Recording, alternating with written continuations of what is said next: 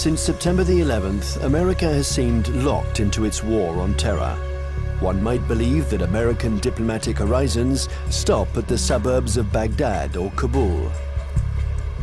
But while focusing on the vestiges of the World Trade Center, the country is secretly preparing for a new conflict, an undeclared war, but one that is the top priority for the intelligence community and the White House.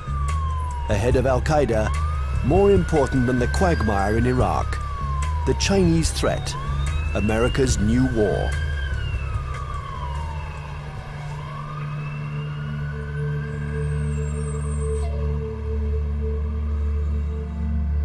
They have a term they call comprehensive national power, which is economic, political, military, all together, cultural. And they say this is the essence of China. This is the time for China to rise. Our time has come. This is the Tang Dynasty again. We are a great power. We are a world power. They are playing the old Sun Tzu game, winning the fight without firing a bullet, or that isn't what Sun Tzu said, but win the battle without losing men. That's the best way of winning. And I think they're very conscious of this, but they're willing to fight.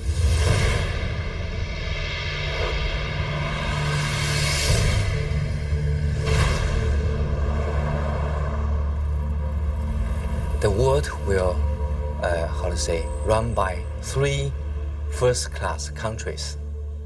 One is USA, United States of America. Another is USE, United States of Europe. Then the Greater China. At this point, at the current point, I think the possibility to see a USE is very slim. But the USA stay as top one country is something sure, right? And as for the possibility of Greater China, the possibility is something in between. Right? So I tend to think Sino-US relations will be one of the most important bilateral ties in the coming years. And this bilateral tie will decide the nature of international relations in 21st century. If this bilateral tie is confrontation-oriented, then the whole 21st century will be bound by confrontation.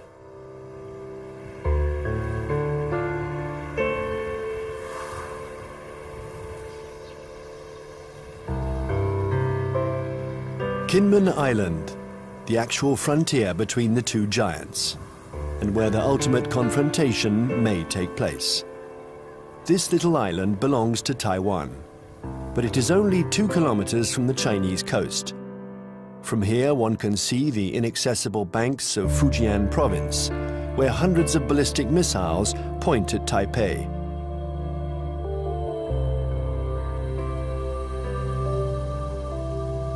"24 hours a day, for 60 years, Taiwan has been watching Communist China.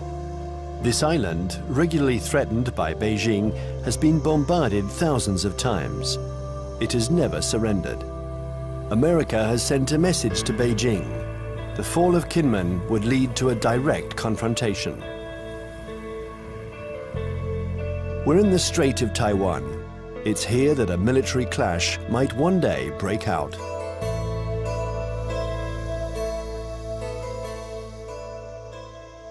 Taiwan is one of those emotional hot-button issues, the way Jerusalem is to Palestinians and Israelis, the way Kosovo was to the Albanians and Serbs.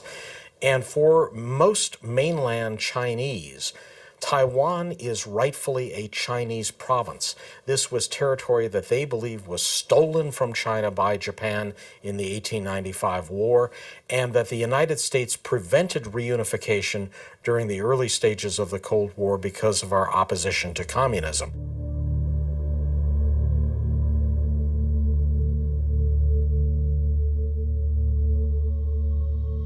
In 1996, here in the Straits of Taiwan, China and America engaged in their biggest military standoff.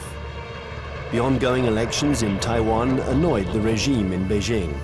So the Chinese army decided to launch huge military maneuvers to test the Americans' reaction.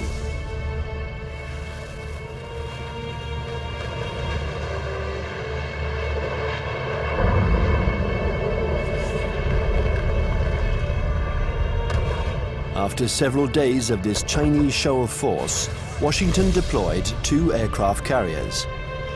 It was the first time the two countries came face to face. For several days, there was extreme tension between the two nuclear powers.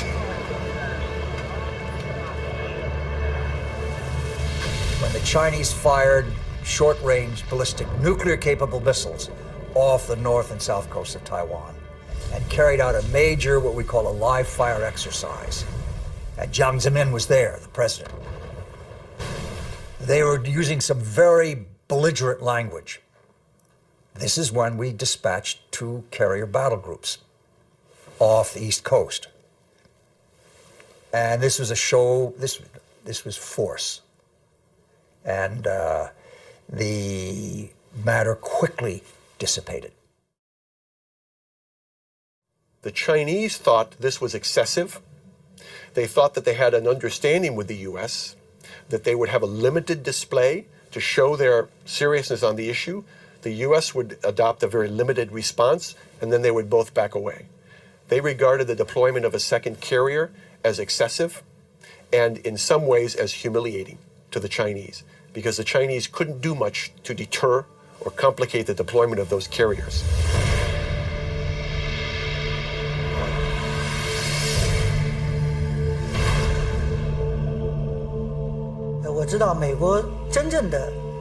I know this story well, and I can tell you that the truth is very different from the American propaganda.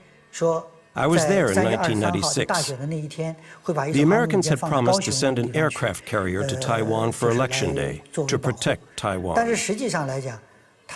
actually, the only American ship near Taiwan was the electronic spy ship Bunker Hill.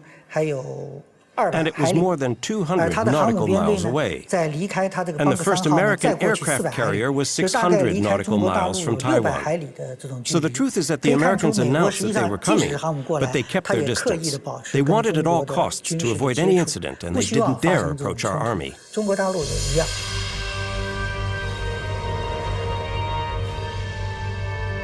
Even if the Americans didn't take much of a risk, in the eyes of the world, they reaffirmed a sacred principle of their foreign policy. They support Taiwan. And they will continue to do so, regardless of China's growing power. I think believes Taiwan is very important for a number of reasons, not to mention the fact that it's our 8th largest trading partner, our 6th largest market for agricultural goods. It's one of America's most important sources of high-tech semiconductor products. Even though they're imported to the United States via China, they're made in Taiwan. But that, of course, isn't the only thing. The real reason I think America has a commitment to Taiwan is because Taiwan is a democracy. It is, in fact, the most vibrant and dynamic democracy in East Asia. And it's a democracy that came to fruition under the pressure of the U.S. government, primarily the Congress, after 40 years of very tight authoritarian rule by a regime that came from mainland China.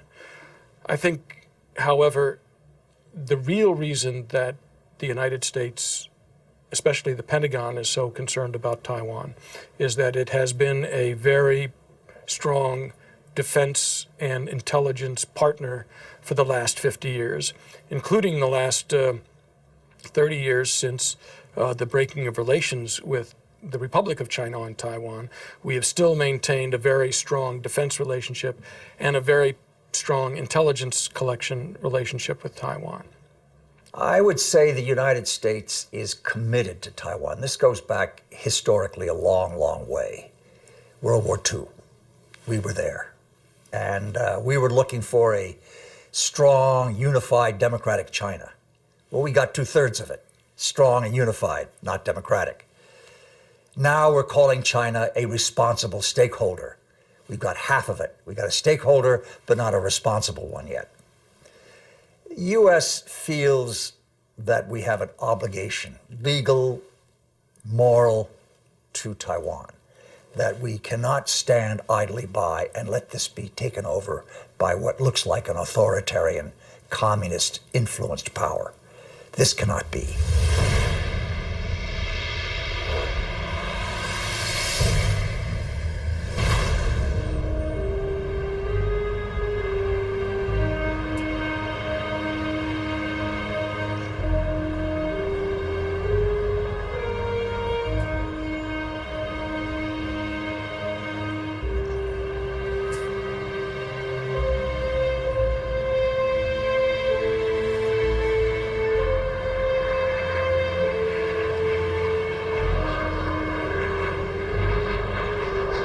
Taiwan, an island of 23 million inhabitants, 250 kilometers from the Chinese coast, is today the most explosive strategic issue between China and the United States. Taipei, the capital, flaunts its economic success. It is one of the biggest centers in the world for the electronics industry. A modern city, free, young, and always noisy. In 1895, Taiwan was invaded by Japan. 50 years later, after the Japanese defeat, peace treaties returned the territory to China, a China which was then in the midst of a civil war between Mao's communists and Chiang Kai-shek's nationalists. When the battle turned in Mao's favor, General Chiang Kai-shek, aided by the Americans, took refuge in Taiwan with his soldiers.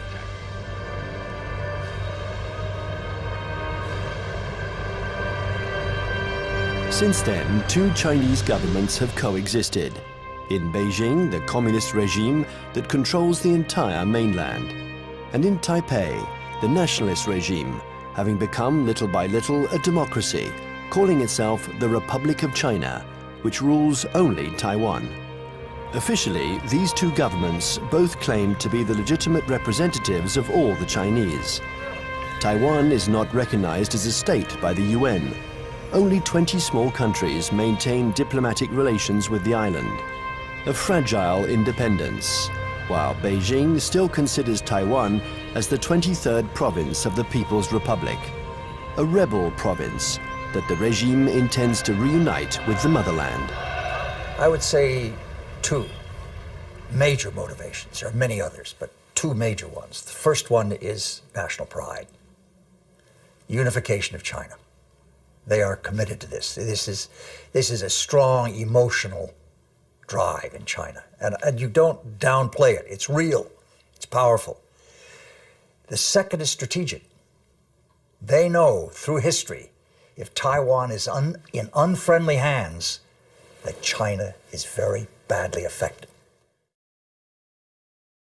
If you turn the globe around, and if you were the Navy commander of the Chinese armed forces, then you will see the only way to protect my coastline is to extend our defense and power projection capability far away from our territory.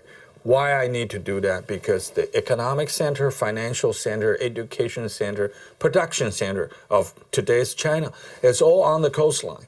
So the Navy's mission is to make sure that nobody touched this so I can continue to grow.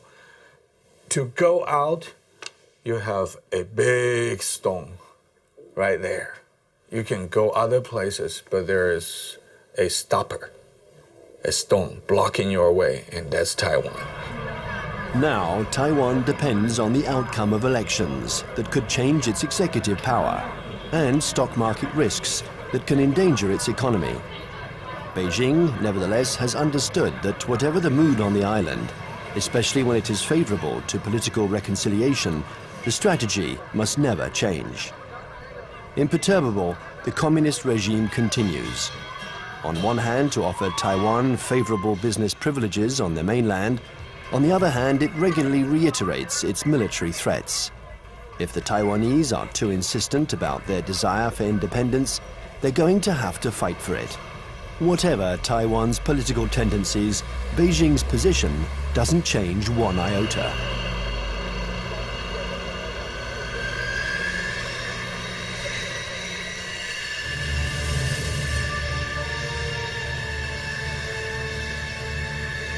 A freeway in the middle of the island of Taiwan. In a few minutes, it has been transformed into a landing strip. The population watches this military exercise. They're used to it. French Mirage 2000 and American F-16 jets land and take off with an enormous roar.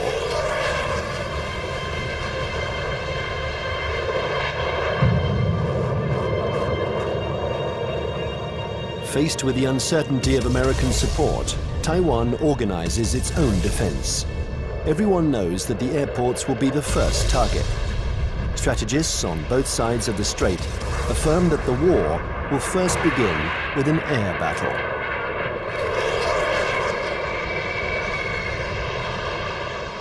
I think that experts the world over know that it's very difficult to succeed with an invasion. We still remember Normandy. In a strait like ours, it's what's in the air that will make the difference. And we've always tried to keep a strategic advantage over China, our air superiority. But with the Chinese missiles, this equilibrium has been put into question. They can destroy our airports, and if they are destroyed, we lose our only advantage over China, our air superiority.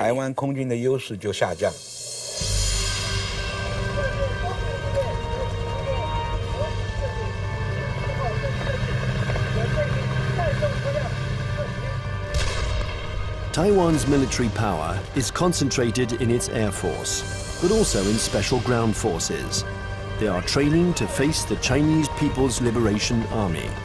In the event of a conflict, they expect elite Chinese troops to parachute onto the island to attack strategic targets.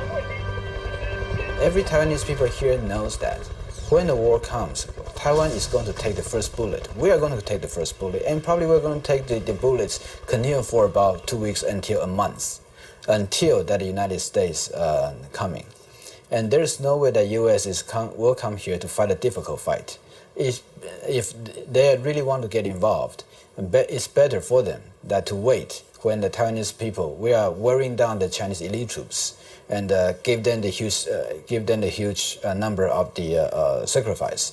And then the U.S. can come in and clean out the battlefield and win an easy fight. Everybody in Taiwan knows that.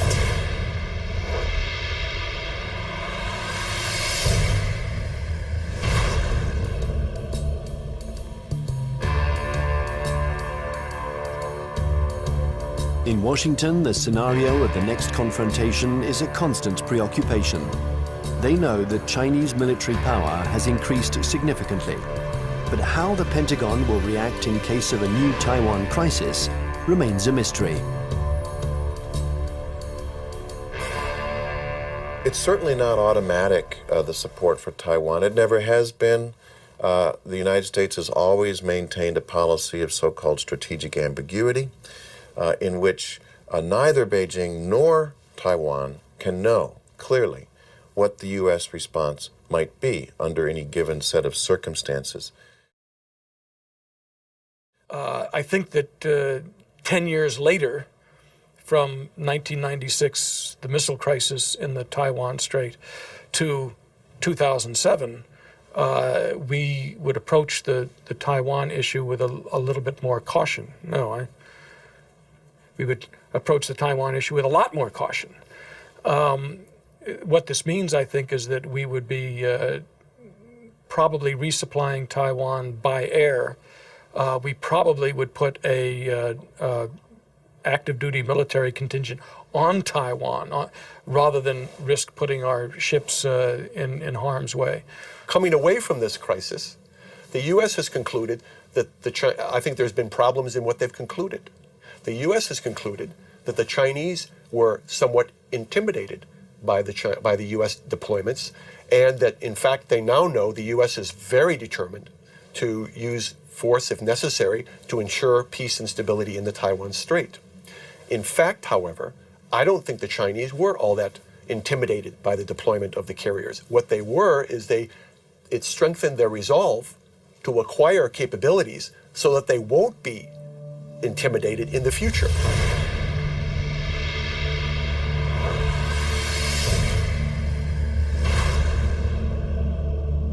Since the 1996 confrontation between China and the United States around the Taiwan issue, I think China's military modernization speed up. And people saw some achievements, right? Now China owns J-10. That's the typical third generation fighter. And that made China is the third country that can independently produce the third generation firefighter. I think that's a strong signal to the US side, what achievement on military modernization on PLA side. If China's own terminal objective is trying to so-called unify Taiwan by using force to take over, I think their military capability is good enough. But I don't see that, because they're increasing their military budget over the last decade, almost every year, 2 digits.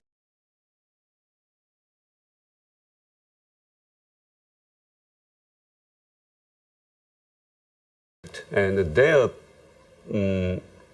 budget is not transparent. Some observers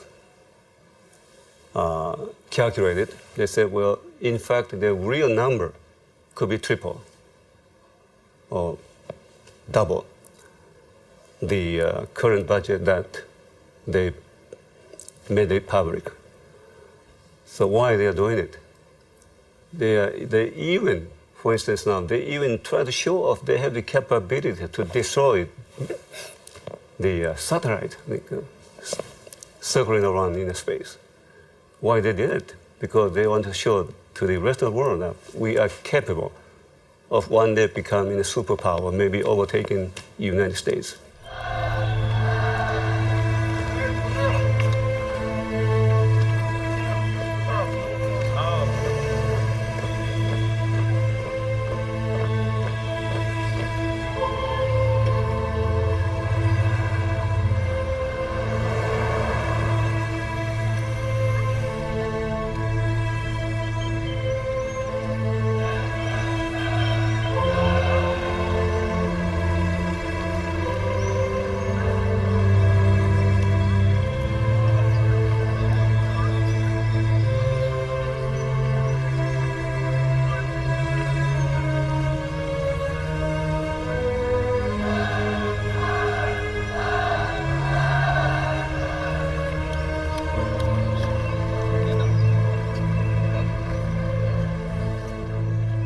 Frankly speaking, the status quo balance of power is still strongly in favor of the United States.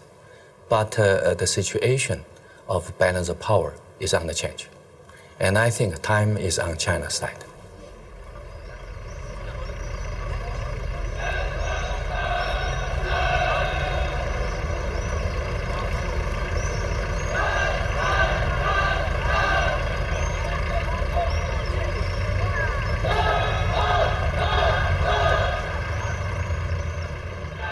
Since the 1996 crisis, the United States and China have often had occasion to test each other's resolve. Small conflicts, sometimes public, sometimes secret, that can be understood today as a pattern of confrontations between the two powers. On May 7th, 1999, in the midst of the Kosovo War, NATO bombed the Chinese embassy in Belgrade. 3 Chinese people were killed. NATO claimed it was a military error. CIA had apparently furnished the wrong maps. In answer to this provocation, the Chinese organized mass demonstrations in front of American embassies.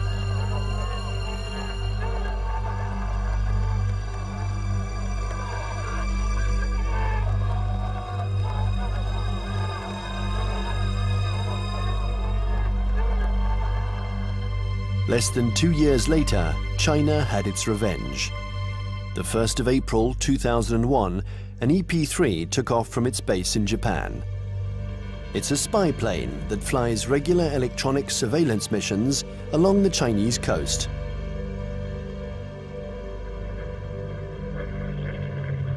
After 6 hours of flight, while still in international airspace, the American airplane was intercepted by 3 Chinese jets.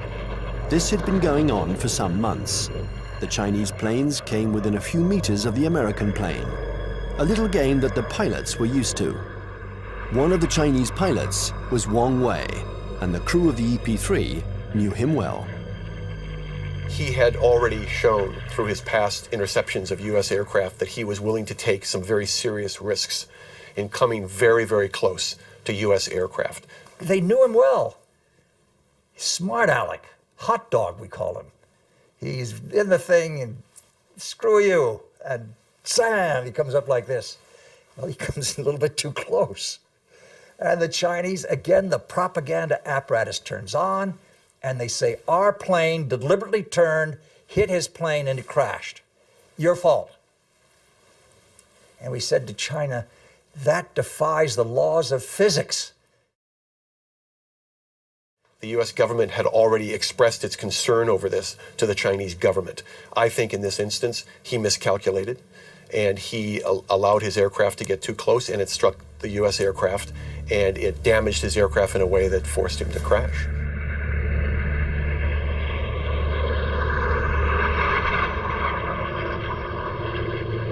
The Chinese jet plunged into the sea.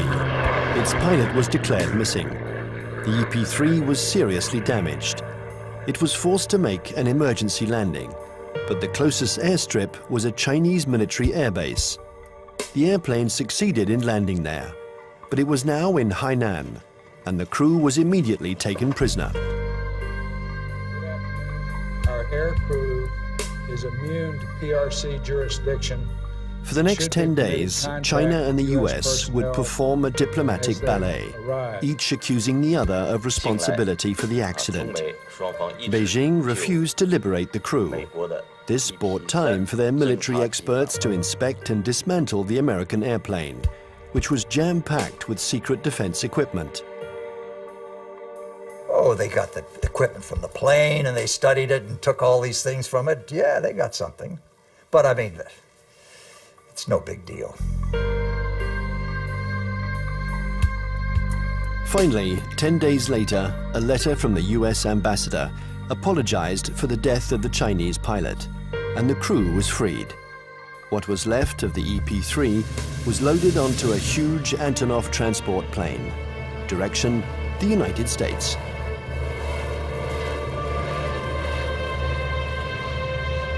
The People's Liberation Army did the same thing after each small battle. They analyzed all American techniques and strategies. It was almost an obsession with Beijing.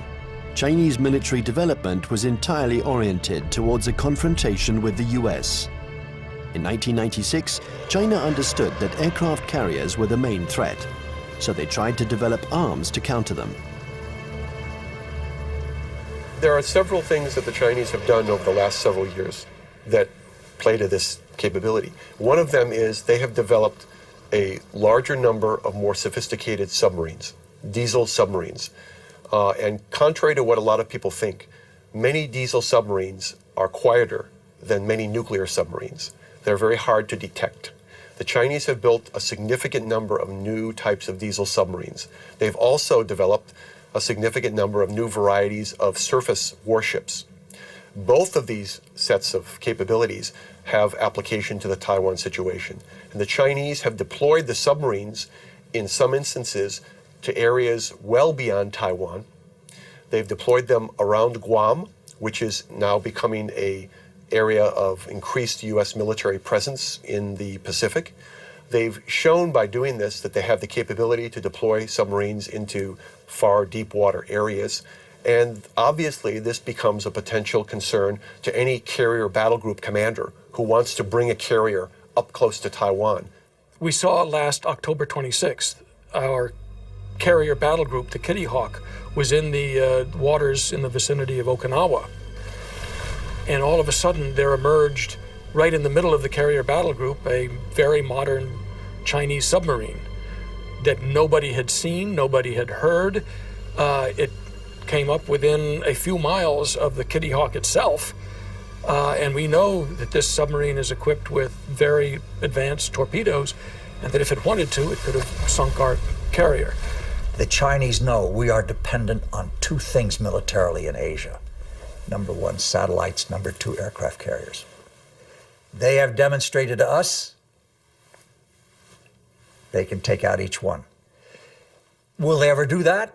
I doubt it. This is what you might call psychological warfare.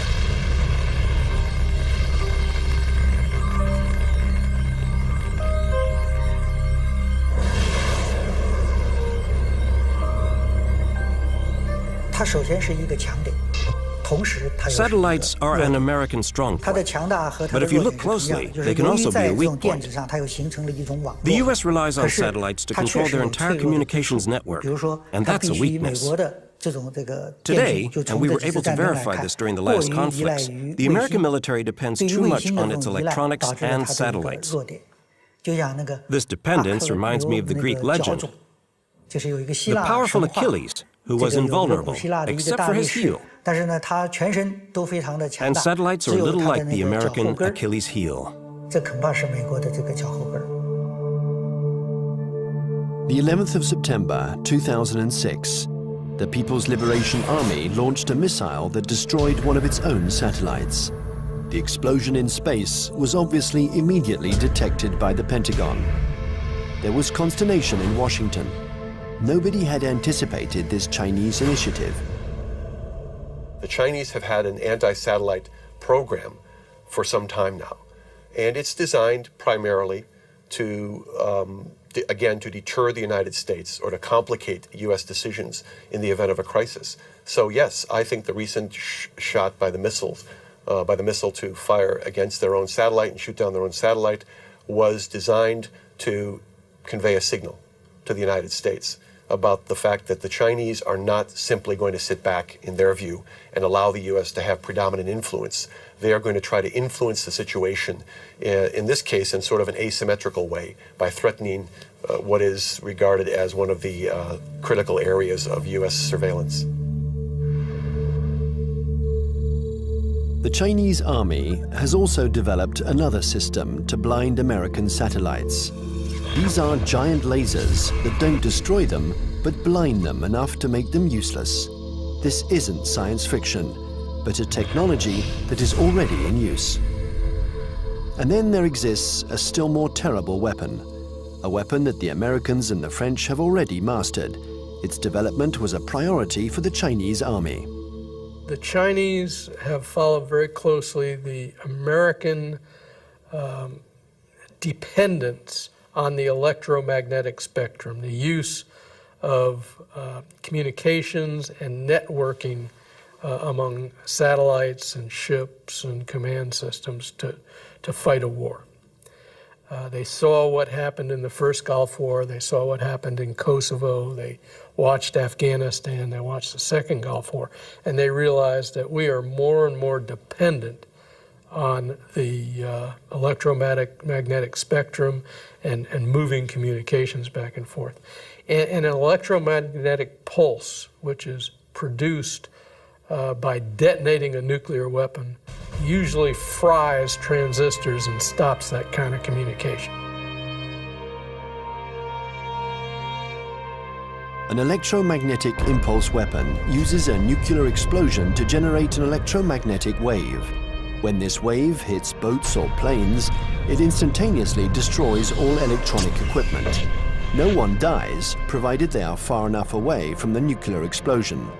But the American battleships, totally dependent on electronics, would immediately be disabled.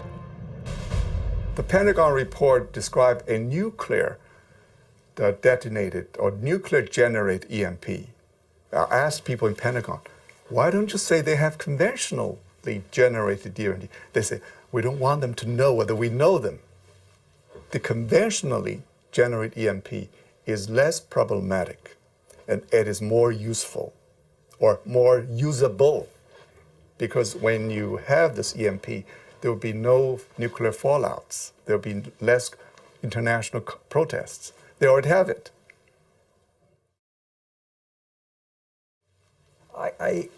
Yes, it is like shooting down the satellite, getting the submarine under the aircraft carrier, EP-3 incident off Hainan. It is, look, we mean business. You pay attention to what we're doing.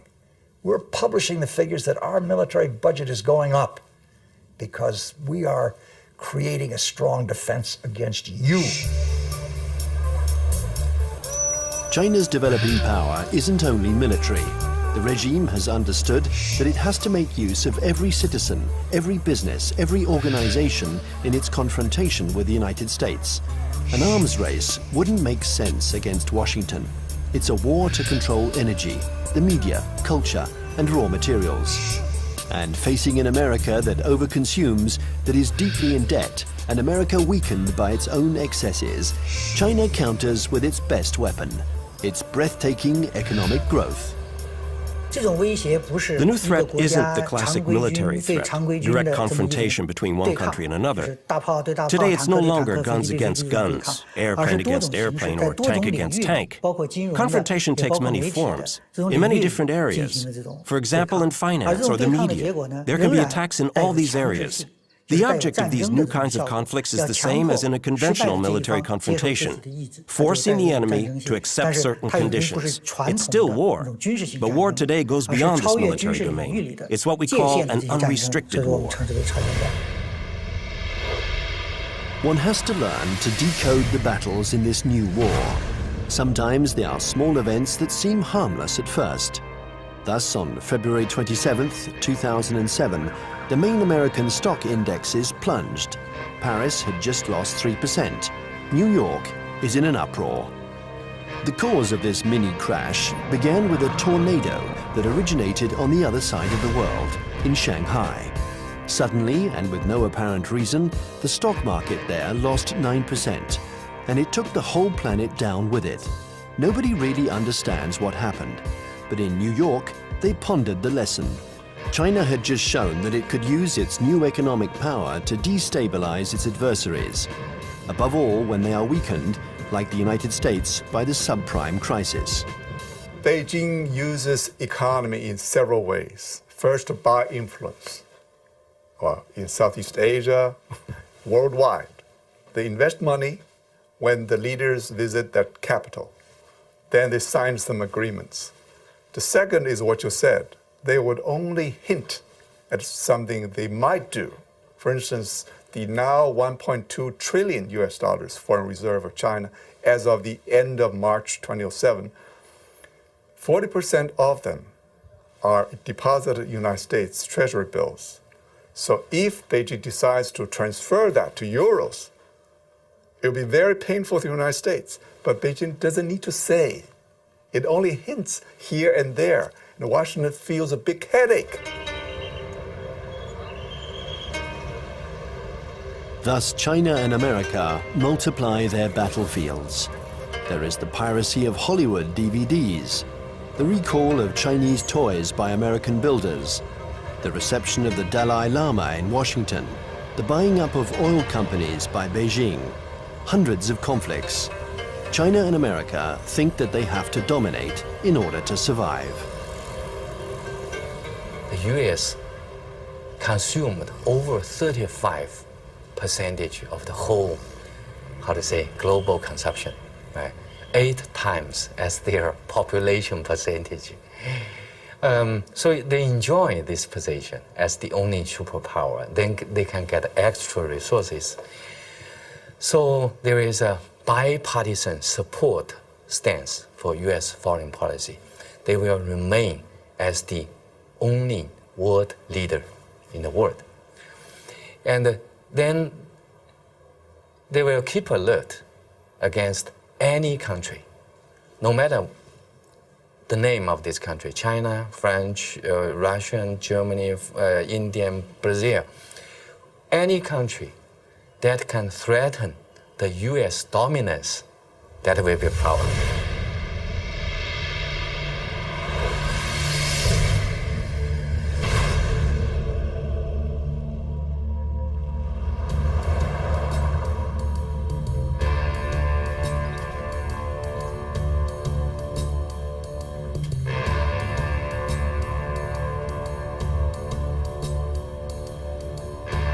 In Washington, China has become the major preoccupation of every administration. China is a competitor in the realms of economics, media, and technology.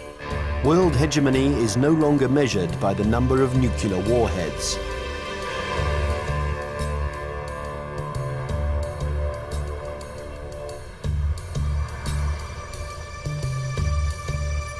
Congress has even created a permanent investigation commission, unique in its kind, whose mission is to study the economic and security challenges posed by China.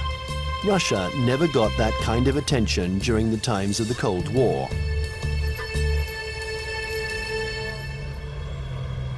There is a global plan from China. They have two. One was started in March 1986, called the 863 program, and one in March 1997 called the 973 program. The first, the 863 program, called the Torch Plan, was a global plan designed to gather and bring to China dual-use technologies that could be used to improve China's technological base and economy and industry while improving its military capacity.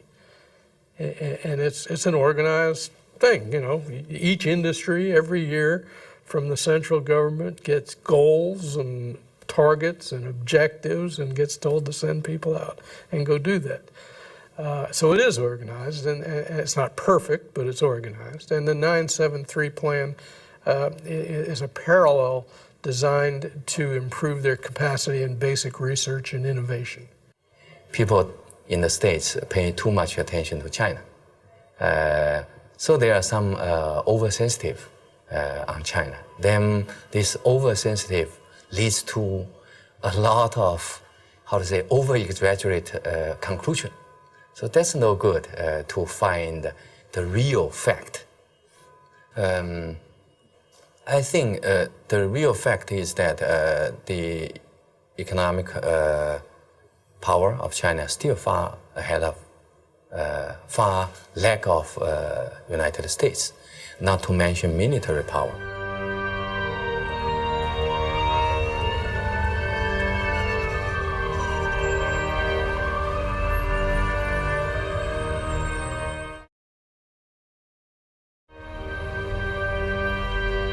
If the French Foreign Intelligence Collection Service goes to a student and says, while you're at Tufts University, we want you to go over to some laboratory and gather this, the student can say, I'm busy.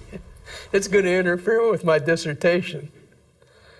If the Chinese intelligence service goes to a student and says, we want you to, you want a visa?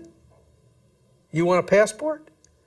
When you go to the United States or to France, you will write a dissertation on this, you will work on this project, and you will report back to us, or you'll never get a job in China, or your family will lose its house.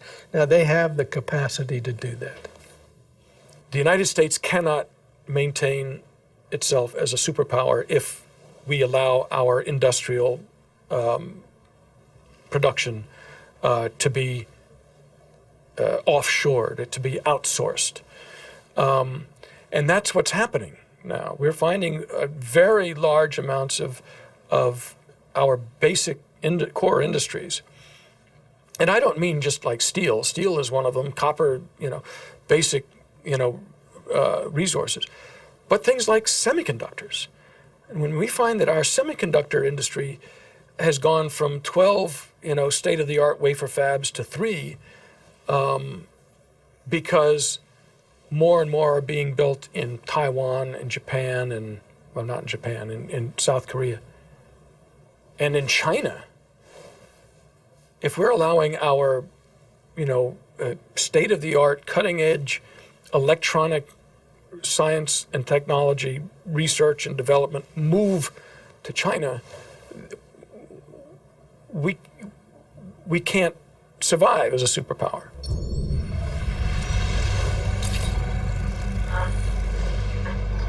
This technological war culminates in cyberspace. China and the US have armies which are developing cyber soldiers who spy on or attack each other's computer networks.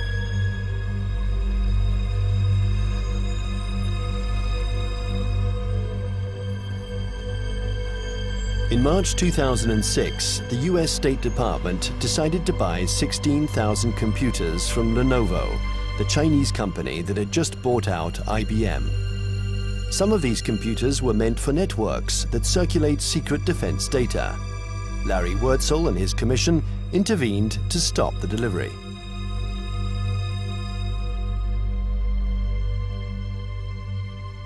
Having been an intelligence officer for a lot of years, 25 years in military intelligence, and having also for a part of that time worked on counterintelligence and signals intelligence, communications intelligence, that I knew it was technically possible to alter or embed either software or even hardware into a computer that would allow someone access to a whole network.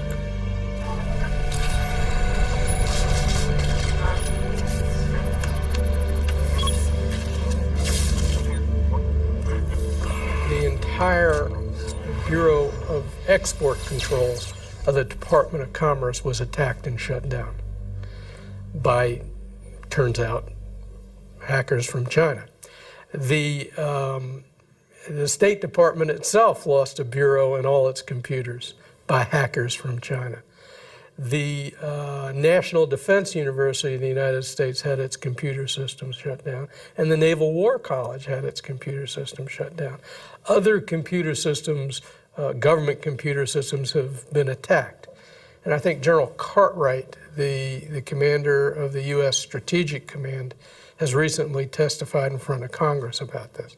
So I knew these things were going on. There's more going on that we learn about on the Commission because we do have access to classified information.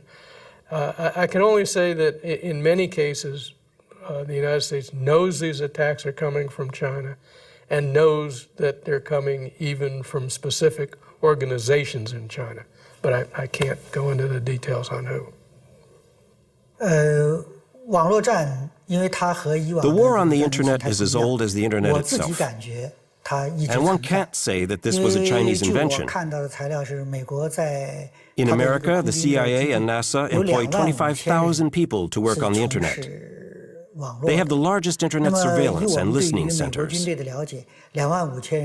So it's true, war exists on the internet. The war has begun without a single missile being fired, without the world noticing. The war has begun in all of these new technologies. Many civil technologies also have military applications. This is especially true of the entire electronics industry and the internet. They're new battlefields in an unrestricted war. The media, finance, business, all these are included. It's a war because there is real antagonism, and both parties try to take advantage of their adversary. It's a new form of war, the unrestricted war.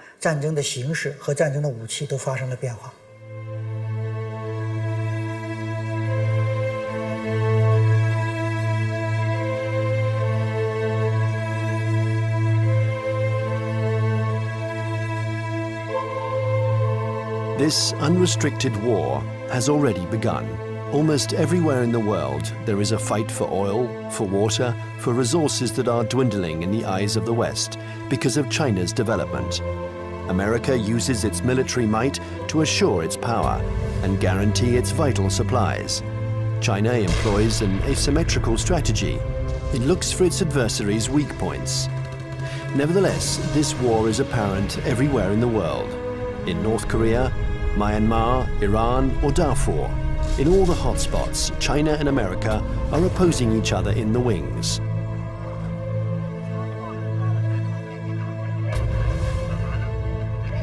remember the words of Deng Xiaoping: there cannot be two tigers on the same hill.